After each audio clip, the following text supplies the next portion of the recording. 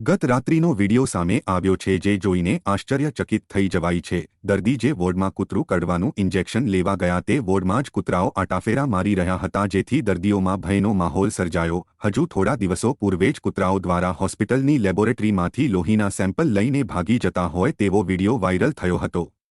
જ્યારે ગત રાત્રિએ એક વ્યક્તિને કૂતરું કરડવાથી તે હોસ્પિટલ ઇન્જેક્શન લેવા ગયા હતા ત્યાં વોર્ડમાં કૂતરાઓને જોતા ભય સર્જાયો ત્યારે નાગરિક દ્વારા વિડિયો ઉતારી વાયરલ કરવામાં આવ્યો।